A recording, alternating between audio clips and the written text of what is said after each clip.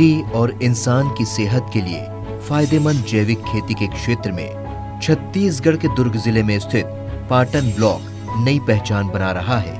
पाटन स्थित पाहंदा का कृषि विज्ञान केंद्र इस दिशा में किसानों को हर तरह से मदद दे रहा है। साल 2017 में कृषि विज्ञान केंद्र पाहंदा की स्थापना की गई और इसी साल केंद्र से जुड़े खेतों में सुगंधित धान की जैविक खेती की शुरुआत हुई। छत्तीसगढ़ शासन ने पाटन विकास खंड को जैविक ब्लॉक घोषित किया है, जो कि जैविक खेती में नए आयाम छूने के लिए अग्रसर है। कृषि विज्ञान केंद्र द्वारा जिले में जैविक खेती को बढ़ावा देने के लिए किसानों को लगातार प्रोत्साहित किया जा रहा है। उनके खेतों में सुगंधित धान की जैविक खेती कराई जा रही है। इसके लिए सर्वप्रथम कृषि विज्ञान केंद्र के वैज्ञानिकों द्वारा प्रशिक्षण के माध्यम से किसानों को जैविक खेती से होने वाले फायदों व जैविक उत्पादन विधि की जानकारी दी गई। इसके बाद किसानों में जैविक खेती की रुचि को देखते हुए केंद्र की ओर से जिले के विकासखंड पाटन के ग्राम अरसनारा व अमेरी के 12 किसानों के खेतों में सुगंधित धान की जैविक खेती अपनी निगरानी में कराई। साथ ही समय समय पर जैविक खेती से संबंधित सभी जानकारियां किसानों को प्रशिक्षण या खेतों के निरीक्षण के दौरान दी गई।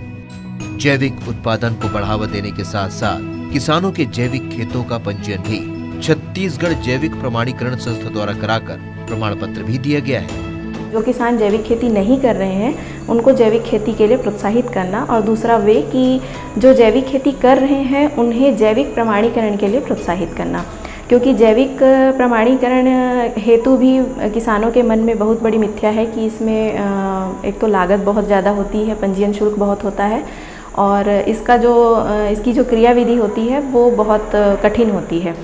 तो हमने स्वयं करके किसानों को बताया है कि ये दोनों तथ्य जो है वो मिथ्या ही है। यदि हम समूह बनाकर जैविक खेती करते हैं तो हमारी जो शुल्क है, प्रमाणीकरण की शुल्क जो लगती है, वो आधी से भी और कम हो जाती है।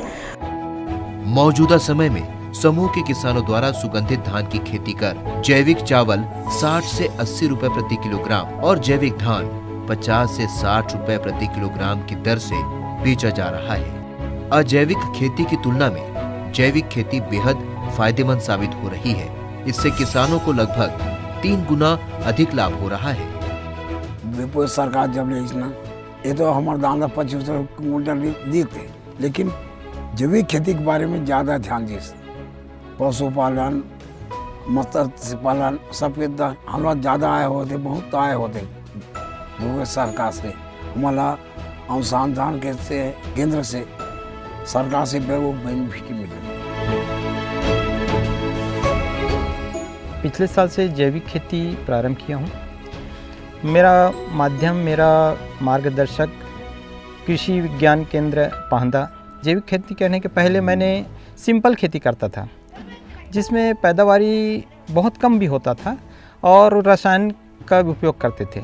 लेकिन जब से हमारे केवीके पाहंदा से मार्गदर्शन और हमें निर्देश मिला और जानकारी मिली, उसके हिसाब से हमने जैविक खेती करना प्रारंभ किया। हम लोग का 9 किसान का समूह है जिसका पंजीयन हुआ है। उसके माध्यम से हमने अपना धान से चावल निकाल के पैकेट बना के वितरण करते हैं, बेचते हैं।